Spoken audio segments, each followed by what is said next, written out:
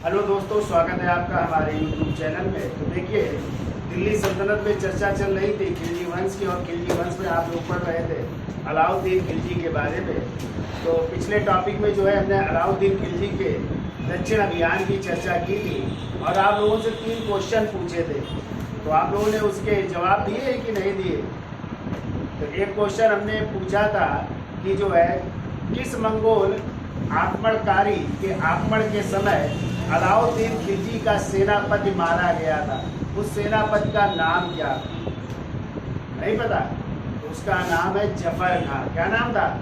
तो जफर खां मारे गए थे। ठीक है, अभी हम चर्चा करेंगे। फिर हमने आपको बताया था, एक क्वेश्चन और पूछा था कि मंगोलों से आक्रमण से निपटने के लिए उसने अपनी राजधानी बनाई थी। किसको राजधानी बनाया था? तो सीरी को। किसको? सीरी का किला बनवाया और सीरी को अपनी राजधानी बनाई। और तीसरा क्वेश्चन पूछा था कि मंगोलों के आक्रमण से निपटने के लिए उसने सीमा प्रांत का जो सूबेदार नियुक्त किया था वो कौन था व्यक्ति? तो वो था गाजी मलिक, जिसे कहते हैं गयासुद्दीन तुगलक, जो आगे चल करके शासक भी बनेगा, अगला सुल्तान भी बनेगा, तुगलक वंश का संस्थापक होगा। तो ये 3 क्वेश्चन हमने पूछे थे और तीनों के आंसर ये है। ठीक है, तो चलिए चर्चा कर लेते हैं आगे की। तो हमने आपको बताया था कि मंगोलों के आक्रमण से, मंगोल आक्रमण हेडिंग पड़ी थी ना, हेडिंग डाल लीजिए, मंगोल आक्रमण। मंगोल आक्रमण, और कहते हैं अलाउद्दीन खिलजी के समय सर्वाधिक मंगोल आक्रमण हुए थे और इनकी संख्या 6 है। कितने हुए थे? 6 मंगोल आक्रमण हुए थे। कब कब हुए इनकी हम चर्चा कर लेते हैं। और कहते हैं इन्हीं आक्रमणों से निपटने के लिए अलाउद्दीन खिलजी ने एक नीति अपनाई थी, और वो थी रक्त एवं तलवार की नीति। कौन सी नीति अपनाई थी? रक्त एवं तलवार की नीति अपनाई थी, यानी ब्लड एंड स्वॉर्ड की नीति अपनाई थी अलाउद्दीन खिलजी। ठीक है, फिर देखिए आक्रमण कौन कौन से हो रहे हैं मंगोलों के। तो देखिए पहला आक्रमणकारी आ रहा है। तो देखिए पहला मंगोल आक्रमण, मंगोल आक्रमण था दावा खां, जो वहाँ के शासक थे, मंगोल शासक थे। दावा खां का सेनापति है, दावा खां का सेनापति, जिसका नाम है कादिर खां। कादिर खां का आक्रमण हो रहा है, और कादिर खां ने जो है पंजाब एवं लाहौर पर आक्रमण किया। ठीक है, पंजाब और कहाँ पे? लाहौर पर आक्रमण कर रहा है, और इस आक्रमण को विफल कर रहे हैं 2 सेनापति, जिनका नाम है जफर खां प्लस दूसरा सेनापति है उलूग खां। ने जो है इस आक्रमण को क्या कर दिया? विफल कर दिया, और एक युद्ध हुआ, और वो युद्ध कहलाता है मंजूरान का युद्ध। ठीक है, तो लिख लीजिए, जारन मंजूर युद्ध है। तो सतलज नदी के किनारे जारन मंजूर युद्ध, और ये कहाँ पे हुआ था? सतलज नदी के तट। और इसी में जो है किसको पराजित किया? कादिर खां को पराजित किया। किसने? जफर खां और उलूग खां ने। ठीक है, तो ये कहलाया युद्ध जारन मंजूर का युद्ध, जो सतलज नदी के तट पर हो रहा है। ठीक है, तो लिख लिया कि नहीं? तो लिखिए पहला मंगोल आक्रमण 1297, टाइम लिख लो, 1297 98 ईस्वी में, 1297 98 ईस्वी में मंगोल नेता दावा खां के सेनापति, मंगोल नेता दावा खां के सेनापति कादिर खां के नेतृत्व में, कादिर खां के नेतृत्व में पंजाब एवं लाहौर में हुआ, पंजाब एवं लाहौर में हुआ। परंतु जफर खां और उलूग खां ने, परंतु जफर खां और उलूग खां ने सतलज नदी के किनारे सतलज नदी के किनारे जारन मंजूर युद्ध में मंगोलों को पराजित किया है। ऐसे अब देखिए दूसरा मंगोल आक्रमण कब हो रहा है, तो देखिए दूसरा मंगोल आक्रमण, और ये हो रहा है 1299 ईस्वी में, और किसके नेतृत्व में हुआ, तो लिख लो सालदी के नेतृत्व में, सालदी के नेतृत्व में हो रहा है। ठीक है, वो दूसरा मंगोल आक्रमण 1299 ईस्वी में सालदी के नेतृत्व में सेहवान और सिविस्तान में हुआ। सेहवान व सिविस्तान में हुआ, सिविस्तान में हुआ, परंतु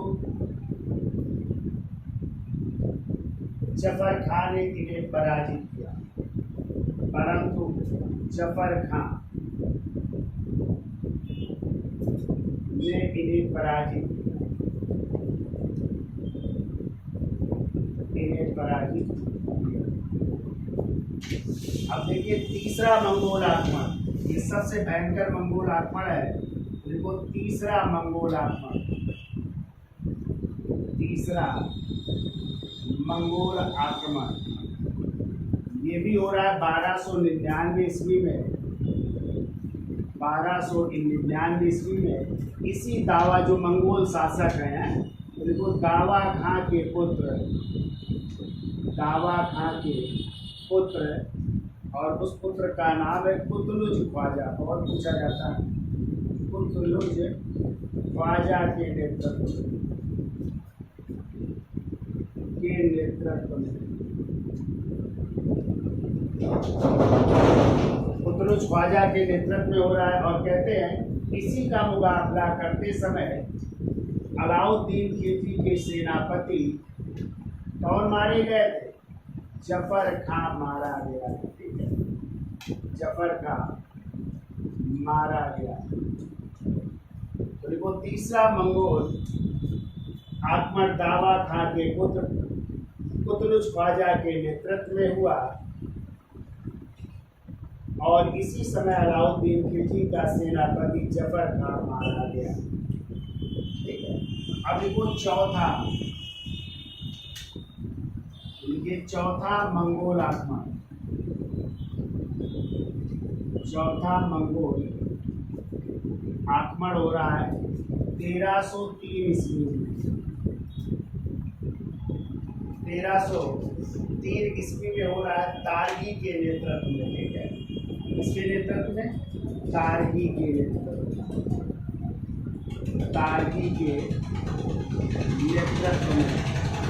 और कहते हैं इसमें दिल्ली तक पहुंच गया था, दिल्ली पर आक्रमण, दिल्ली पर आक्रमण किया। ठीक है, और कहते हैं इस समय जो है अलाउद्दीन खिलजी जो है किस अभियान में थे, 1303 में कौन सा अभियान किया था अलाउद्दीन खिलजी ने, चित्तौड़ का किया था ना। कहते इस समय अलाउद्दीन खिलजी चित्तौड़ अभियान में थे। ठीक है, चित्तौड़ अभियान में थे, और फिर इसीलिए जो है उसने अपनी राजधानी किसको बनाया, सीरी का किले का निर्माण करवाया। तो लिख लीजिए चौथा मंगोल आक्रमण 1303 ईस्वी में तारगी के नेतृत्व में हुआ, जो दिल्ली तक पहुंच गया, जो दिल्ली तक पहुंच गया। इस समय सुल्तान चित्तौड़ अभियान पर था, इस समय सुल्तान चित्तौड़ अभियान पर था, और वापस आने के बाद अलाउद्दीन खिलजी ने सीरी के किले का निर्माण कर इसे अपनी राजधानी बनाया।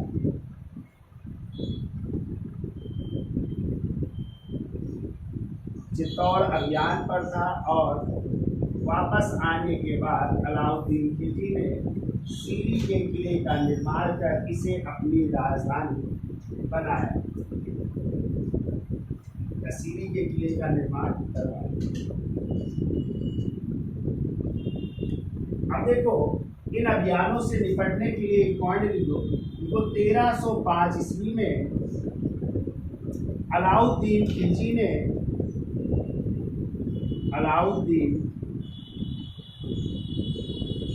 ने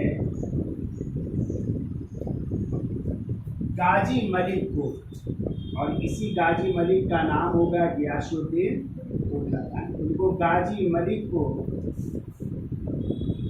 पंजाब एवं दीपालपुर का सूबेदार नियुक्त किया। तो ये सीमावर्ती इलाके थे पंजाब एवं दीपालपुर, तो दीपालपुर का सूबेदार बनाया जा रहा है मंगोलों से आक्रमण के निपटने के लिए। दीपालपुर का सूबेदार बनाया, तो पंजाब और दीपालपुर का सूबेदार कौन बन रहा है? गाजी मलिक, जिसका नाम है गियासुद्दीन तुगलक। ठीक है, तो अब जो दो आक्रमण होंगे उन दोनों आक्रमणों को कौन विफल करेगा? यही गाजी मलिक है। तो देखिए पांचवा आक्रमण, देखिए पांचवा मंगोल आक्रमण,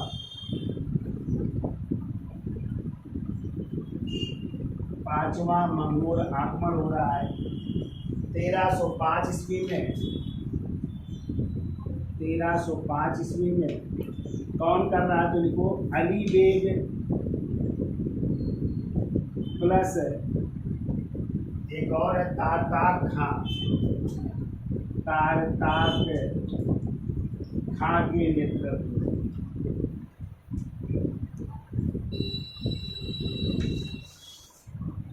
ठीक है, तो दो व्यक्ति द्वारा अली बेग प्लस तारताक खां के नेतृत्व में होगा। ठीक है, फिर के छठवां मंगोल आक्रमण, छठा मंगोल आक्रमण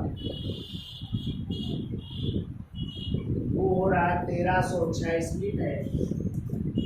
1306 ईस्वी में ये भी दो लोग कर रहे हैं, तो एक है ताइबू प्लस इकबाल बंदा के नेतृत्व, इकबाल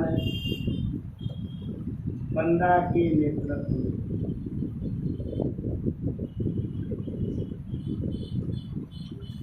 देखो छठा मंगोल आक्रमण 1306 ईस्वी में ताइबू और इकबाल बंदा के नेतृत्व में हुआ। और कहते हैं इन दोनों आक्रमणों को किसने विफल किया? तो गाजी मलिक ने। तो इन दोनों आक्रमणों को गाजी मलिक ने विफल कर दिया।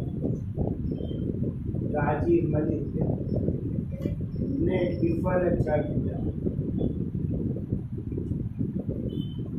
गाजी मलिक ने विफल कर दिया इन दोनों आक्रमण। तो कहते हैं गाजी मलिक के बारे में कि कहते हैं उसने 29 युद्धों में विजय प्राप्त की। ठीक है, विजय प्राप्त की, इसलिए जो है उसको कौन सी उपाधि दी गई? गाजी मलिक की उपाधि दी गई। और गाजी का मतलब होता है काफिरों का वध करने वाला। ठीक है, तो देखो एक पॉइंट देखो, वो गाजी मलिक ने 29 बार मंगोलों को पराजित किया। गाजी मलिक ने 29 बार मंगोलों को पराजित किया। इस कारण उसे गाजी गाजी का मतलब होता है काफिरों का वध करने वाला की उपाधि प्रदान की। या गाजी मलिक ने 29 युद्धों में विजय प्राप्त की, इस कारण उसे गाजी यानी काफिरों का वध करने वाला की उपाधि प्रदान की। तो ये 6 मंगोल आक्रमण है। तो कभी आ जाए कि किस युद्ध में जो है उनका सेनापति जफर खां मारा गया था? तो कौन सा था? तीसरा मंगोल आक्रमण कब हुआ था? 1299 में। किसने किया था? दावा खां के पुत्र कुतुब शुमाइल। ठीक है, भयंकर आक्रमण था, उसी में जफर खां क्या हो गए थे? मारे। क्लियर, याद रहेगा। और फिर इसके बाद उसने 1303 में अपनी राजधानी किसे बनाई? सीरी। तो सीरी के किले का निर्माण करवाया और उसे अपनी राजधानी बनाया। तो ये तो हो गया मंगोल आक्रमण। और कौन सी नीति अपनाई थी मंगोलों के विरुद्ध? रक्त व तलवार। तो रक्त एवं लौ की किसकी थी? हाँ, वो थी गियासुद्दीन बलबन। अब देखिए इसके समय विद्रोह भी हो रहा है अलाउद्दीन खिलजी के समय। तो कौन कौन विद्रोह कर रहा है उसकी चर्चा कर लेते हैं। इसका स्क्रीनशॉट ले लो, आगे चलते हैं। तो देखिए अलाउद्दीन खिलजी के समय जो है कई विद्रोह हुए थे, जिनमें 4 प्रमुख विद्रोह थे। तो उनकी हम चर्चा करेंगे। उनके 4 प्रमुख विद्रोह जिनकी हम चर्चा करेंगे। बाकी हुए काफी विद्रोह, लेकिन ये 4 प्रमुख विद्रोह। तो पहला विद्रोह लिखिए, देखो पहला 1298-99 ईस्वी में गुजरात अभियान के दौरान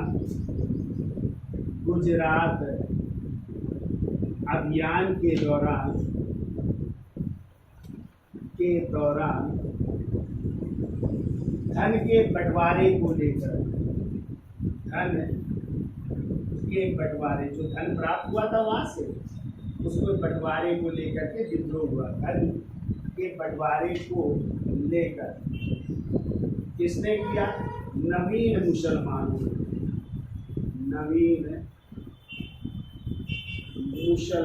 ने। और नवीन मुसलमान कौन थे? तो हमने आपको पढ़ाया था जलालुद्दीन खिलजी के समय। नहीं, चंगेज खान का नाती उलूग था, अपने 4000 समर्थकों के साथ इस्लाम धर्म स्वीकार कर लेता है ना। और दिल्ली के निकट कहाँ पे एक स्थान था ना, मुगलपुर नामक स्थान पर रहने का आदेश दिया जाता। तो वही मंगोल क्या कहलाए? नवीन मुसलमान कहलाए। लेकिन परंतु इस विद्रोह को नसरत खान ने कुचल दिया या दबा दिया कुछ। इस समय नसरत खान जिंदा है, चूंकि ये कब की घटना है? 1298-99। और सेना भी किसके नेतृत्व में गई थी? नसरत खान के। तो नसरत खान बताइए किस युद्ध में मारा गया, किस अभियान में मारा गया? 1301 में वो रणथंभौर अभियान में उसकी मृत्यु हुई थी ना, रुकिएगा। 1301 में रणथंभौर विजय हुई थी ना, उसमें मारा गया था। चलिए दूसरा विद्रोह कौन? चंगेज का मंगोल था। ये ज्यादातर पहले मंगोल जो है बौद्ध धर्म के अनुयायी, बौद्ध धर्म को मानते थे, ठीक है। फिर इन्होंने जो है इस्लाम धर्म स्वीकार किया, कि ज्यादातर जो है ये मंगोल कहलाते हैं, बाद में इस्लाम धर्म को फॉलो करने लगे। चलिए दूसरा लिखिए, 1301 ईस्वी में रणथंभौर अभियान पर जाते समय, 1301 ईस्वी में रणथंभौर अभियान पर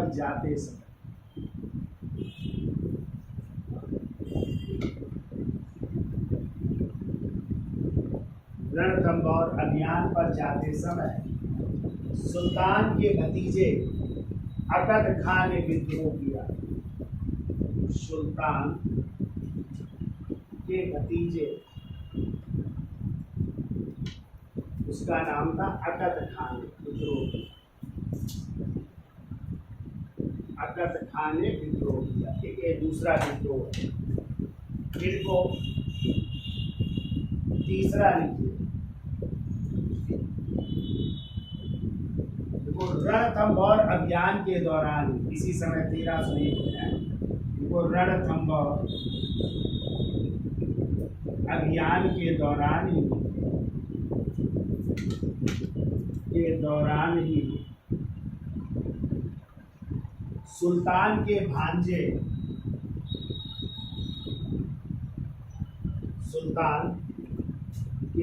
हैं ये, सुल्तान के भांजे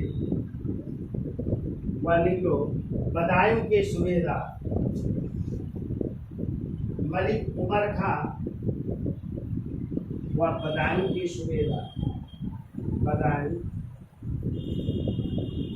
सूबेदार, ये है, उसका नाम है, लिखो, मलिक उमर खां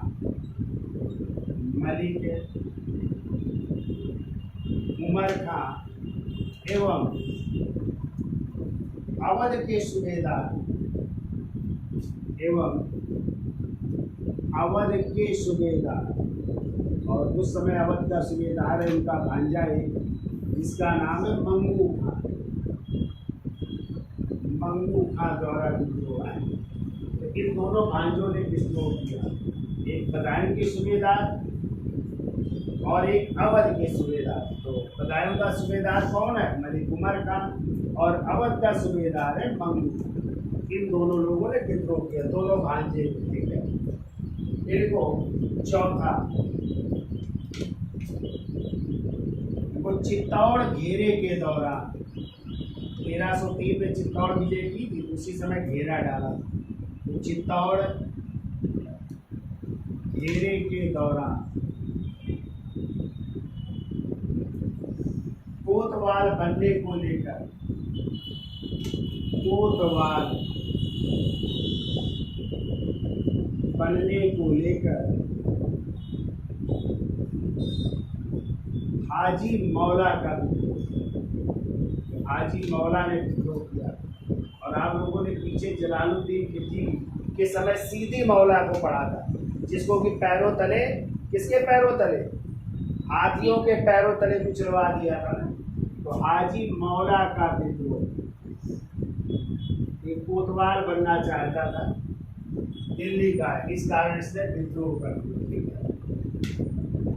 तो ये जो है 4 विद्रोह मेन है। अब देखो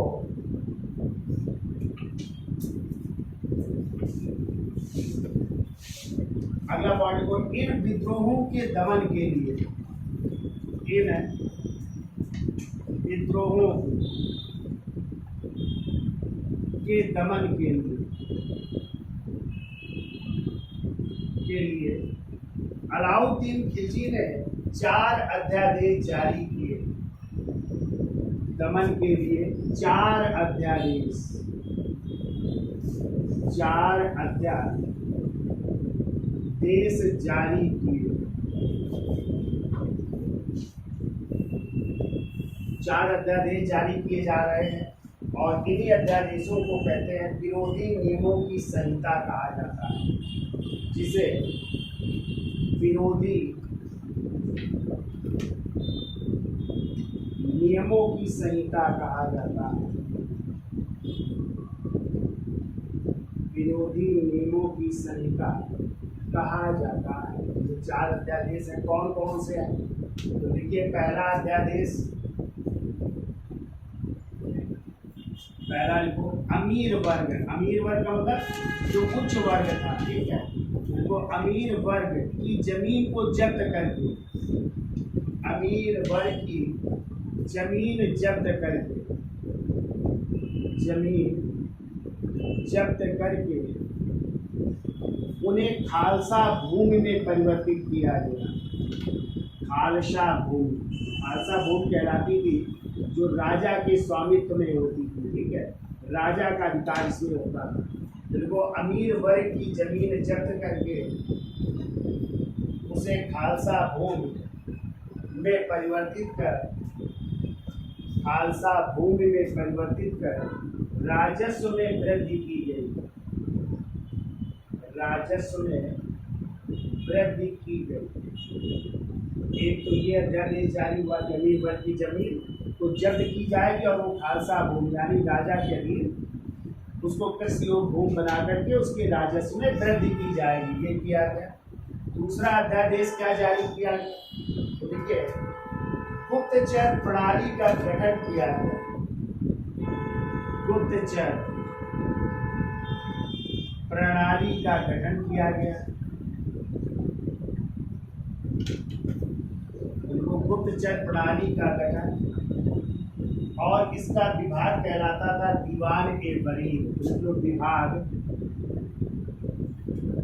कहलाता था दीवान-ए-वरीद। दीवान-ए-वरीद, ठीक है।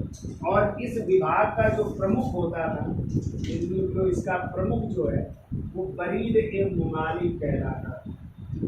बरीद-ए-मुमालिक कहलाता था। एक तो गुप्तचर विभाग का गठन या गुप्तचर प्रणाली गठन किया गया। उसके लिए विभाग कौन सा? वरीद गठित किया गया और उस वरीद या दीवाने वरीद का जो प्रमुख होता था वो कहलाता था वरीद मुमालिक कहलाता था। ठीक है, ये गठित किया गया। फिर उनके नीचे जो है जो सूचना देते थे, तो सूचना देने वालों को, सूचना देने वाले मुनही कहलाते थे, मुनही या मुनहीन कहलाते थे। ये गुप्त सूचनाएं दिया करते थे। ठीक है, तो मुनही या मुनहीन कहलाते थे, सूचना देने वाले, या जासूस भी कह सकते हैं। मुनहीन या मुनही या जासूस कहलाते।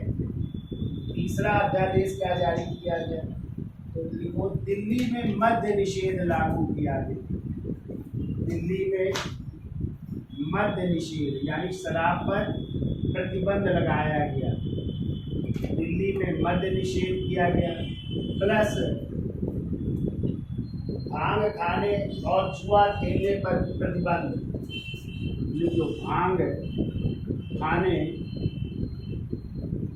व जुआ खेलने में प्रतिबंध, जुआ पहले से भी होता था, तो जुआ खेलने पर प्रतिबंध लगाया गया। कहा गया दिल्ली में अब शराब नहीं बिकेगी, ना भांग बिकेगी, ना जुआ खेला जाएगा। इन पर जो है प्रतिबंध लगाया गया।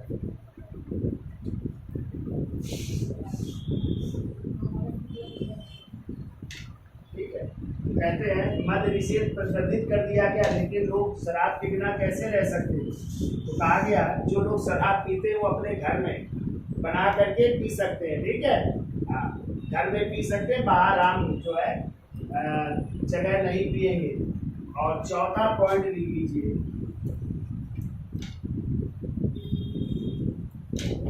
वो अमीरों व मलिकों को, अमीरों व मलिकों को परस्पर मेल मिलाप, परस्पर मेल मिलाप पर प्रतिबंध, मेल मिलाप व शादी समारोह में प्रतिबंध लगाया गया। कोई भी जो है शादी समारोह में नहीं मिलेगा। ठीक है, मेल मिलाप व शादी समारोह, शादी समारोह व उत्सवों में भाग लेने पर प्रतिबंध, भाग लेने पर प्रतिबंध। यानी ना तो कोई अमीर ना कोई मलिक यानी सरदार किसी भी जो है शादी समारोह या उत्सवों में आपस में नहीं मिलेंगे, क्योंकि जानता था यदि ये आपस में मिलेंगे तो मेरे खिलाफ कोई ना कोई षड्यंत्र रचेंगे। इसलिए उसने क्या कर दिया, इन सब जगह जाने पर इन पर क्या कर दिया गया, प्रतिबंध लगा दिया गया। ठीक है, और अमीरों की मृत्यु के बाद, अमीरों की मृत्यु के बाद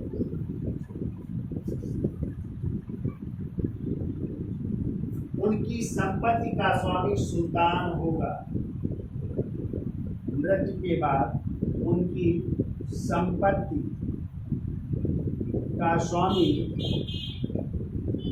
सुल्तान होगा। यदि किसी अमीर की मृत्यु होती है तो उनकी जो भी संपत्ति होगी उस सब का स्वामी कौन होगा, सुल्तान होगा।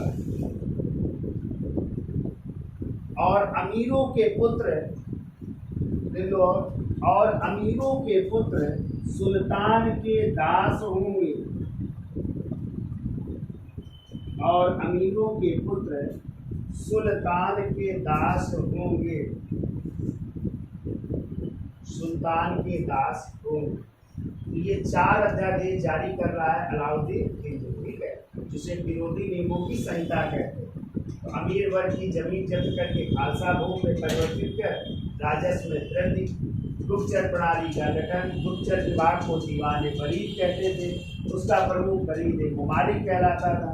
और जो सूचना देने वाले अधिकारी होते थे उन्हें मुनीर या जासूस कहते थे। इसके अलावा दिल्ली में मद्य निषेध पर प्रतिबंध, भांग पर प्रतिबंध, जुआ खेलने पर प्रतिबंध किया गया।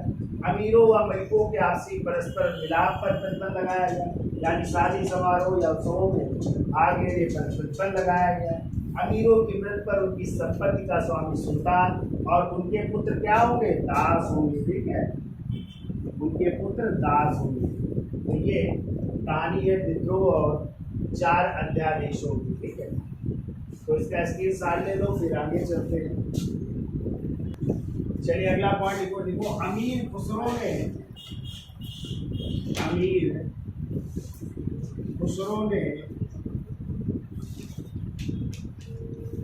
अपनी पुस्तक खजाइन उल फुतूह में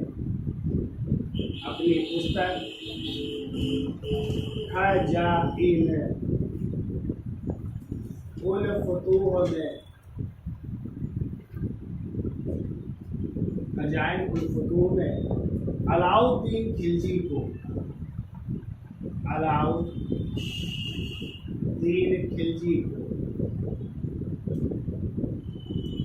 क्या क्या उपाधियां दी है? तो कहा इसको पृथ्वी का सुल्तान,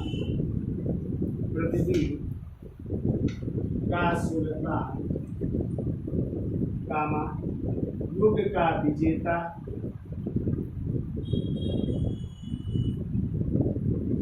कामा जनता का चरवाहा,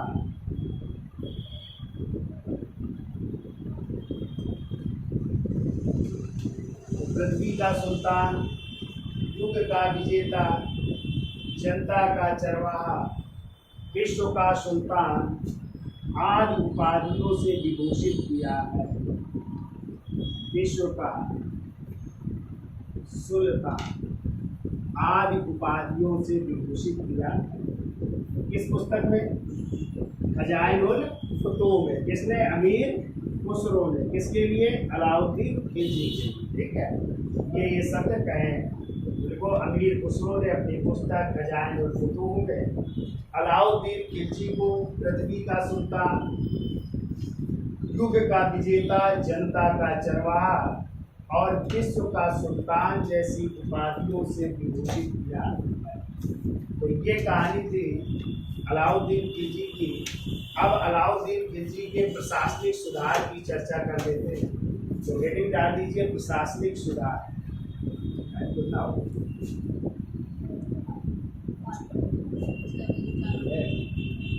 चलो इसका स्क्रीनशॉट ले लो, हेडिंग डाल लीजिए प्रशासनिक सुधार। तो हेडिंग डाल लीजिए अलाउद्दीन खिलजी के प्रशासनिक सुधार। ठीक है, तो लिखिए अलाउद्दीन खिलजी ने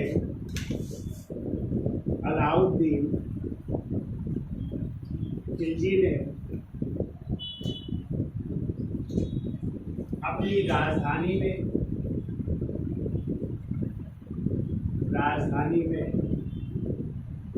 आर्थिक व्यवस्था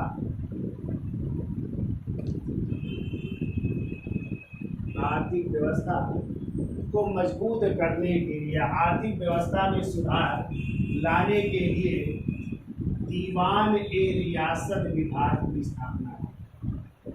दीवान ए रियासत विभाग की स्थापना। दीवान ए रियासत कौन सा विभाग था? तो जो वाणिज्य मंत्रालय है। दीवान ए रियासत या वाणिज्य मंत्रालय की स्थापना, जो व्यापारी वर्ग पर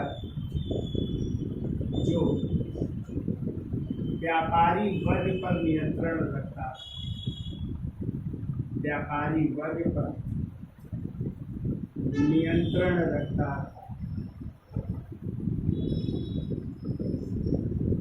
जो व्यापारी वर्ग पर नियंत्रण रखता था। और यह पद सर्वप्रथम मलिक याकूब को दिया गया। यह पद सर्वप्रथम मलिक याकूब को दिया गया। यानी दीवान रियासत का पद सर्वप्रथम किसको दिया जा रहा है? मलिक याकूब को दिया गया, जो व्यापारी वर्ग पर नियंत्रण रखता है। अगला पॉइंट, एक और सरदार की नियुक्ति की जाती, कई बार क्वेश्चन आया। तो देखिए मोहतसिब है, ये मोहतसिब नामक सरदार, मोहतसिब नामक सरदार जन साधारण के, आम लोगों को, जन साधारण के रक्षक, मोहतसिब नामक सरदार जन साधारण के रक्षक तथा देखभाल करने वाला था, रक्षक तथा देखभाल करने वाला, यानी आम जनता की रक्षा भी करते थे और उनकी देखभाल भी करते थे। देखभाल करने वाला था। वह बाजारों पर नियंत्रण, वह बाजारों पर नियंत्रण,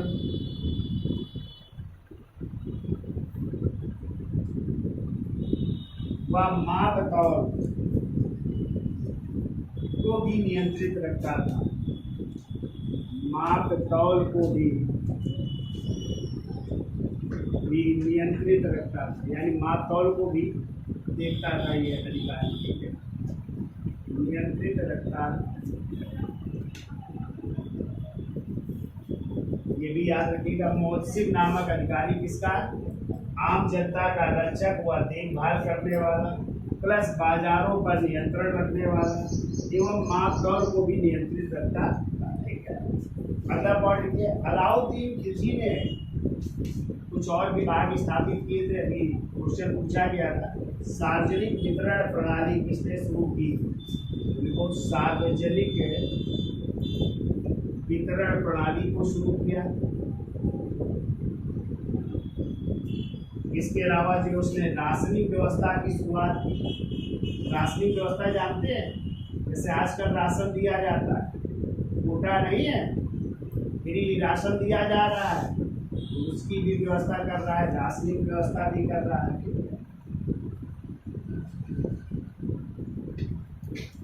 प्लस बाजार व्यवस्था को भी नियंत्रित किया जा रहा है, बाजार व्यवस्था को नियंत्रित, बाजार व्यवस्था को भी नियंत्रित किया गया। ये सभी कार्य हो रहे हैं शासकीय सुधार के अंतर्गत, ठीक है।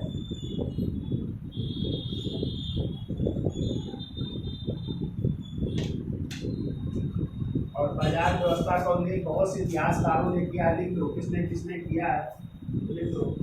जियाउद्दीन बर्नी की पुस्तक तारीखे फिरोजशाही, जियाउद्दीन बर्नी की तारीखे फिरोजशाही, फिरोजशाही। इसके अलावा लिख लो इसामी की पुस्तक, इसामी की पुस्तक है फुतूर उल शरातीन, फुतूर उल शरातीन में भी उल्लेख मिलता है। इसके अलावा आप लोग पढ़ेंगे इब्न बतूता जो आएगा, इसके शासनकाल में मोहम्मद बिन तुगलक के शासनकाल, इब्न बतूता की पुस्तक है रेहला, जिसको उसने अरबी भाषा में लिखा था, इससे भी जानकारी मिलती है। और अमीर खुसरो की पुस्तक खजाइन उल फुतूर, जिसे हमने पढ़ाया है, खजाइन उल फुतूर से भी अलाउद्दीन खिलजी की बाजार व्यवस्था की जानकारी प्राप्त होती है, ठीक है। तो ये सब आ जाएंगे प्रशासनिक व्यवस्था में। अब हेडिंग डाल लीजिए, अगली व्यवस्था है सैनिक सुधार। सैनिक सुधार में क्या क्या करेगा, तो आज के लिए बस इतना रखते हैं, बाकी नेक्स्ट टॉपिक में चर्चा करेंगे। वीडियो अच्छा लगा हो तो लाइक शेयर और सब्सक्राइब करिए। धन्यवाद।